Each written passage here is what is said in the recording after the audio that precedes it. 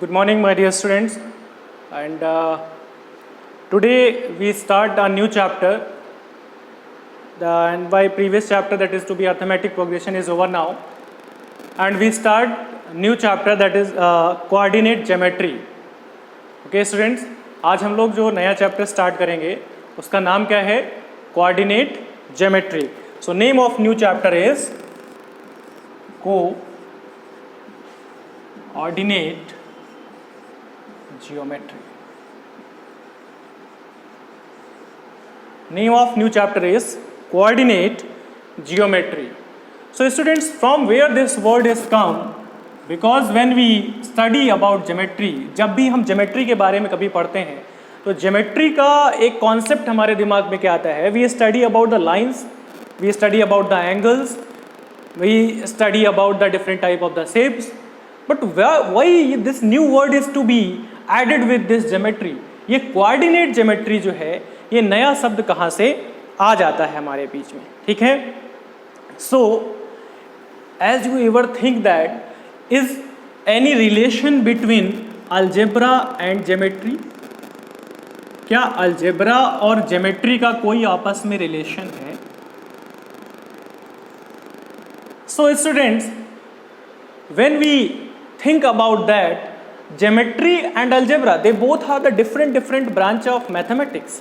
ये दोनों अलग अलग ब्रांचेस हैं मैथमेटिक्स की, लेकिन इनका एक दूसरे से कभी अगर कोरिलेशन हो जाए, when we correlate both the things together, अगर ये दोनों एक दूसरे के साथ combined हो जाएं, then this geometry is to be known as coordinate geometry.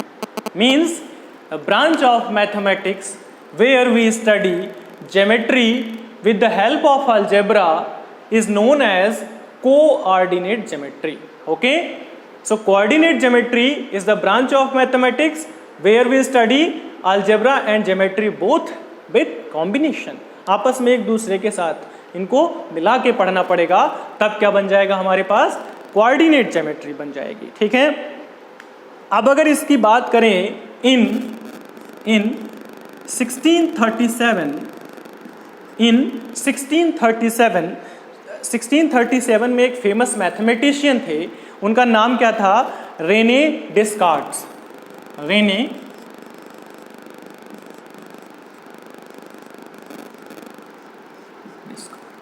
ठीक है?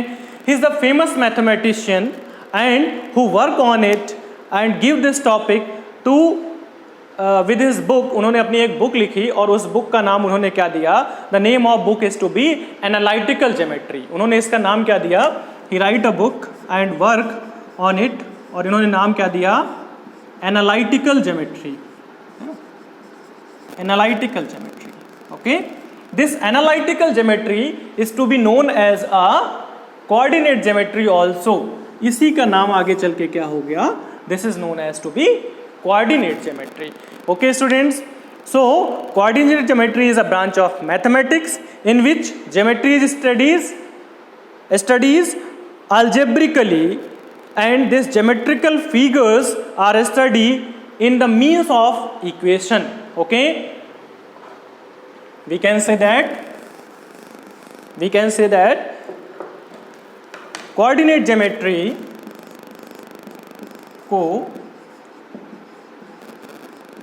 coordinate geometry is branch of mathematics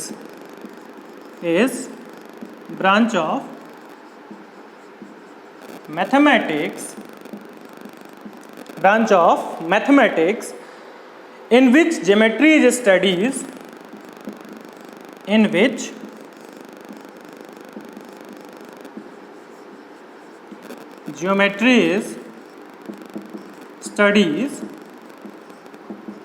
algebraically.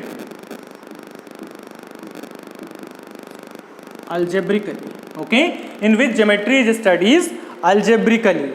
हाँ, ये समझ में आ गया?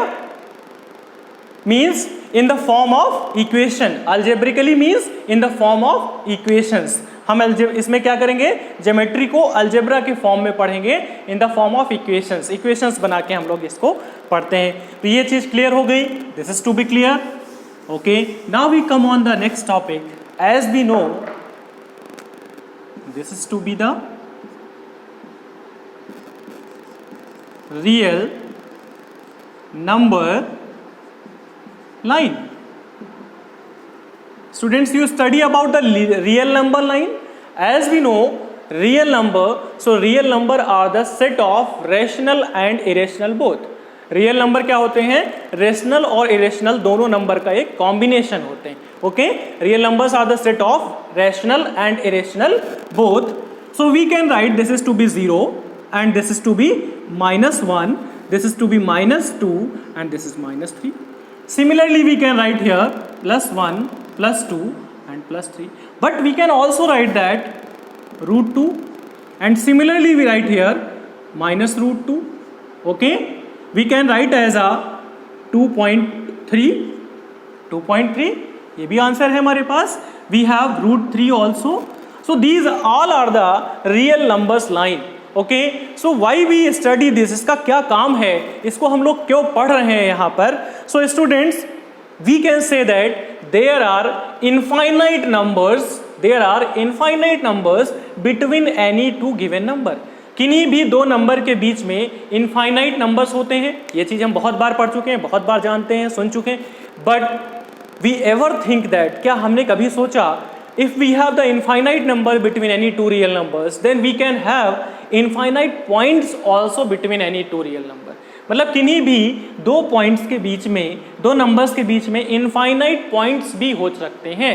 ठीक है, suppose that this is the point and this is the point. So if anyone said to you, कोई आपसे कहता है फाइंड दिस डिस्टेंस, इसके बीच की डिस्टेंस निकालिए, तो उस कंडीशन में आपको क्या करना है, what you do in that condition, we find the distance between any two points. Okay, very good. So now we come on our important topic, and the topic is, students, you know about the Cartesian plane. Topic is Cartesian plane. Cartesian plane is a two-dimensional figure. Okay, this is the negative x-axis, this is the positive x-axis, this is the positive y-axis, and this is the negative y-axis. Otherwise, we can say that x dash, y dash. Okay, this is the origin. Now, if you have any point P here, ठीक, and the coordinates of point is x, y. So if we join it, अगर हम इसको ऐसे यहाँ पर कर दें, इसका नाम दे दें m और इसका नाम दे दें n, तो इससे क्या फर्क पड़ता है. We know the about x हम किधर जाएंगे, we go x in this direction. x के लिए हमें 0 से x की तरफ जाना पड़ेगा, मतलब यहाँ से यहाँ तक की तरफ जाना पड़ेगा. तो किसके कंपैरिजन में हम ये डिस्टेंस कर रहे हैं, किसके रेफरेंस में ये डिस्टेंस कवर कर रहे हैं. We cover this distance with the reference of y axis. हम जब इधर जाएंगे तो हम किसके रेफरेंस में आएंगे, y एक्सिस के बीच में. So if anyone asks to you that what is x, तो हम क्या बताएंगे, x is a length perpendicular to the y axis. x क्या है, एक लेंथ है जो कि y एक्सिस के परपेंडिकुलर दी हुई है. ठीक है. Similarly if anyone asks you about the y, तो y आपका क्या है, y हम ऊपर की तरफ जा रहे हैं, किसकी रिस्पेक्ट में जा रहे हैं, x एक्सिस के रिस्पेक्ट में जा रहे हैं. So what we say, we can say that y is a distance perpendicular to the x axis. y क्या है, वो x एक्सिस के परपेंडिकुलर में डिस्टेंस है. तो इस तरह से हम डिस्टेंस को फाइंड कर सकते हैं. Okay, so x is a distance perpendicular to y is a distance perpendicular to x. ये चीज यहां से क्लियर हो गई, इसमें कोई दिक्कत नहीं. Coordinate of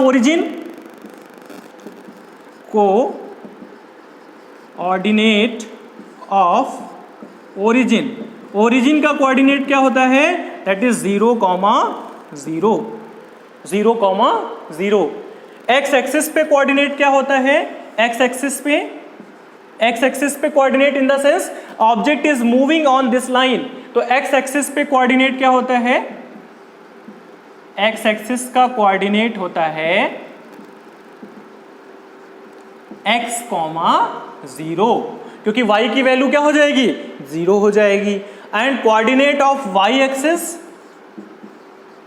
coordinate of y axis is equal to 0, y, 0, y। Is it clear students? Is it clear that coordinate of y axis is 0, y? तो ये चीज यहां से हम लोगों की क्लियर हो गई। बहुत आसानी से हम लोगों ने समझ लिया कि हमें इस चैप्टर में क्या करना है। We are finding the distance we are between any two points with the help of coordinate geometry. Okay, so we come on very important topic of this chapter, that is distance formula। क्या है वो? just wait। today's topic is distance formula। this is known as a distance formula। okay, distance formula means the distance between any two points। Distance formula के लिए हम क्या करेंगे? किन्हीं भी दो बिंदुओं के बीच की दूरी फाइंड करनी है। कहाँ फाइंड करनी है? कोऑर्डिनेट ज्योमेट्री चैप्टर चल रहा है, तो इस वजह से coordinate geometry means we find the distance in a Cartesian plane. Cartesian plane में हमें किन्हीं भी दो बिंदुओं के बीच की दूरी पता करनी है, उनके बीच की डिस्टेंस पता करनी है। Okay, so suppose that A is a point, A point हो गया, and similarly B is another point। we join this, इसको हमने इससे जोड़ दिया, ठीक है। दिस इज अ लाइन, ये इसको हमने इससे जोड़ दिया, कनेक्ट कर दिया आपस में। Okay okay students, this is to be connected. We give the name, इसको हमने N नाम दे दिया, इसको हमने L नाम दे दिया और इसको हमने M नाम दे दिया, ठीक है, कोई दिक्कत नहीं। ये क्या है? This is to be x axis, this is also to be x axis, this is to be y axis. It doesn't matter, इससे ये तो हम जानते ही हैं, कार्टेशियन प्लेन के लिए इतना हम जानते हैं, ठीक है, इसमें कोई दिक्कत नहीं है किसी को। Suppose that here are the points x1, y1 and here are the point x2, y2। x1, y1 and x2, y2, these are the two points, are two different points। A और B पर दो अलग अलग बिंदुओं पर दो अलग अलग पॉइंट्स दिए हुए हैं। ये चीज समझ में आ रही है? चलिए अब हम देखते हैं। This is the origin, this is the origin. Students, if anyone asks to you, मान लीजिए आपसे कोई पूछता है कि OL की वैल्यू क्या होगी, OL की वैल्यू क्या होगी, O से L की वैल्यू क्या होगी, तो हमें पता है हम किधर जा रहे हैं, x की तरफ जा रहे हैं, और कहाँ? यहाँ तक। तो ये डिस्टेंस क्या थी? x1, तो OL is equal to x1, ठीक है। कोई आपसे पूछता है अच्छा बताइए AL की वैल्यू क्या होगी, AL, ये तो ये किस पे जा रहे हैं अभी हम? L से A तक, तो AL is equal to y1। इसको आप स्मॉल में भी लिख सकते हैं, कैपिटल में भी लिख सकते हैं, कोई दिक्कत नहीं। स्मॉल में लिखिए, ज़्यादा अच्छा है ना, सॉरी यहाँ पर स्मॉल में लिखिए, ज़्यादा अच्छा रहेगा, है ना। कारण क्या है कि हम लोगों ने उसको पहले से ही x1 और y1 मान रखा है, ठीक है। तो ये क्या हो जाएगा? x1, AL क्या हो गया? y1 हो गया। अब कोई आपसे कहता OM की वैल्यू क्या होगी, तो आपको पता है OM is equal to x2। Similarly अगर कोई आपसे ये कहे कि BM की वैल्यू क्या हो जाएगी, तो आपको पता है BM is equal to y2। BM की वैल्यू क्या हो गई? सॉरी, y2, ठीक है। BM की वैल्यू क्या हो गई? y2 हो गई। अब अगर हम आए, अगर हमसे कोई पूछ रहा है कि इस AN की वैल्यू क्या होगी, ठीक है स्टूडेंट्स, हमें क्या फाइंड करना है? वो कह रहा है कि find distance between A and B, ठीक। अगर आप इसको ऑब्जर्व कर रहे हो तो आप देख रहे हैं ये क्या है? This is to be hypotenuse, this is to be base and this is perpendicular. ये आपको एक राइट एंगल ट्राइंगल मिल रहा है यहाँ से, क्या मिल रहा है? राइट एंगल ट्राइंगल मिल रहा है। और अगर हम इसको ऑब्जर्व कर रहे हैं, इसको देख रहे हैं, तो इसका मतलब हमें क्या चाहिए? इसकी डिस्टेंस और इसकी डिस्टेंस। अगर ये दोनों डिस्टेंस हमें मिल जाएं तो ये डिस्टेंस हम बहुत आसानी से निकाल सकते हैं। ये समझ में आ रही है बातें? तो इसका मतलब हमें क्या चाहिए? bn की वैल्यू चाहिए। ओके, bn की वैल्यू चाहिए। तो अगर कोई आपसे कहता है कि bn की वैल्यू बताइए या an की वैल्यू बताइए, तो चलिए हम लोग पहले an की वैल्यू फाइंड करते हैं।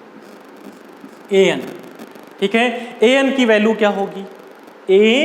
an, अब आप देखिए an is equal to lm, an is equal to lm, और lm किसके बराबर है? OM minus OL। टोटल में से अगर इस OL को सब्ट्रैक्ट कर दें तो हमारी LM की वैल्यू आ जाएगी। तो क्या हो जाएगा? OM minus OL, that is equal to, OM की वैल्यू क्या थी? x2, और OL की वैल्यू क्या थी? माइनस का x1। तो AN इज इक्वल टू हमारे पास क्या आ गया? x2 minus x1। This is the first equation. Similarly ऐसे ही अगर आपसे कोई कहता है एंड bn, अब हमें क्या चाहिए? परपेंडिकुलर। तो परपेंडिकुलर क्या है? bn, bn is to be perpendicular. bn हमारा क्या है? परपेंडिकुलर है। तो जब हमें bn की वैल्यू फाइंड करनी होगी तो हम क्या करेंगे? तो उस वक्त बच्चों हम क्या करेंगे? bn किसके बराबर है? bn, मतलब ये शॉर्ट डिस्टेंस हमें चाहिए। तो अगर हम bm में से nm को माइनस कर दें, bm माइनस nm, ओके। अब अगर आप देखिए bm की वैल्यू हमारे पास है, बिल्कुल है, y2 है, माइनस nm कौन सी डिस्टेंस है बच्चों? ये डिस्टेंस है nm, और ये किसके बराबर है? al के, और al की वैल्यू हमारे पास कितनी थी? y1, तो माइनस y1, यानी कि bn इज इक्वल टू क्या मिल गया हमें? y2 minus y1। This is equation number 2। अब तो कोई दिक्कत ही नहीं, अब तो बहुत आसान काम हो गया हमारे लिए। क्यों? क्योंकि हमें बेस पता है, परपेंडिकुलर पता है, और ये एक राइट एंगल ट्राइंगल, क्या है ये? राइट एंगल ट्राइंगल है। तो राइट एंगल ट्राइंगल के लिए हमारे लिए क्या होता है? हम पता है राइट एंगल ट्राइंगल में हमेशा हर जगह हम क्या करते हैं? पाइथागोरस थ्योरम का यूज करते हैं। किसका यूज करते हैं? पाइथागोरस थ्योरम का यूज करते हैं। तो चलिए इसमें आते हैं पाइथागोरस थ्योरम के थ्रू, ठीक है, पाइथागोरस थ्योरम के थ्रू आते हैं by Pythagoras theorem, by Pythagoras theorem, ठीक है। पाइथागोरस थ्योरम के थ्रू अगर आप समझेंगे तो आपको पता है हाइपोटेनियस का square is equal to perpendicular square plus base square, okay. तो हाइपोटेनियस क्या है? AB, AB square is equal to perpendicular BN, BN square and plus क्या हो जाएगा? AN square. बेस क्या है? AN स्क्वायर, ठीक है। बेस क्या है आपका? AN स्क्वायर, ठीक है। बेस हमारा क्या है? AN स्क्वायर, ठीक। चलिए स्टूडेंट्स, तो अभी हम समझ गए AB square is equal to BN square plus AN square. नीचे नहीं दिखेगा, हम लोग ऊपर की तरफ आ जाते हैं, ठीक है। तो ऊपर की तरफ जब हम लोग आते हैं, चलिए इसको इरेज करते हैं, इसको इरेज करते हैं, ये सेक्शन हम लोग इरेज कर देते हैं, ठीक है। अब जरा देखिए AB square is equal to BN square plus AN square, value put कर दीजिए, that AB square is equal to bn की वैल्यू हमारे पास क्या है? y2 माइनस y1, और an की वैल्यू क्या है? x2 minus x1। तो हम क्या लिख सकते हैं? y2 माइनस y1 का whole square plus x2 minus x1 का होल स्क्वायर। कैसे आया ये? कैसे आया? हमने इक्वेशन नंबर 1 और इक्वेशन नंबर 2 से an और bn की वैल्यू इस इक्वेशन में रख दी, an और bn की वैल्यू इस इक्वेशन में रख दी। Then we find that AB is equal to root, अब बच्चों x वाला पहले लिख लेते हैं, क्यों? क्योंकि हमको पता है सीक्वेंस में x पहले आता है। ये कोई गलत नहीं कि आप y2 माइनस ऐसे लिखा हुआ है तो वो जो है गलत है क्या फार्मूला, बिल्कुल नहीं। हम क्या कर सकते हैं, x को पहले लिख लेते, थोड़ा अच्छा लगेगा। तो हमने इसको पहले लिख लिया x2 माइनस x1 का whole square plus y2 minus y1 का होल स्क्वायर, ठीक है। तो ये आपका डिस्टेंस फॉर्मूला आ गया। Means distance between any two point is equal to x2 minus x1 to the whole square plus y2 minus y1 to the whole square. ये चीज समझ में आ गई, x2 माइनस x1। तो ये यहां से हमारा डिस्टेंस का फॉर्मूला आ गया। क्या आया? अगर आप देखें तो आपके पास फॉर्मूला क्या है, AB means distance between any two point is equal to x2 minus x1 root x2 minus x1 to the whole square plus root y2 minus y1 to the whole square. ये चीज बिल्कुल clear हो गई है। अब हम लोग आते हैं अपने इसके बाद का जो नेक्स्ट टॉपिक है उसमें आ जाते हैं, ठीक है। नेक्स्ट टॉपिक हमारा क्या कहता है, नेक्स्ट टॉपिक हमारा क्या कहता है, नेक्स्ट टॉपिक कहता है कि distance from origin, distance from origin. अगर आपको ओरिजिन से डिस्टेंस पता करनी हो, ठीक है, ओरिजिन से डिस्टेंस पता करनी है, तो अगर आप देखिए एक पॉइंट हमारा क्या हो जाएगा, ओरिजिन वाला, यहाँ तो हमारा पॉइंट 0 0 हो जाएगा। ओरिजिन का कोऑर्डिनेट हमेशा 0 0 होता है, ठीक है। यानी कि x1 और जो एक पॉइंट की वैल्यू 0 0 हो गई और दूसरा पॉइंट कहीं पर सपोज दैट ये है, तो ये तो 0 0 हो गया और इसकी वैल्यू p हो गई, तो ये x, y हो जाएगा। ये क्या हो जाएगा, x, y हो जाएगा।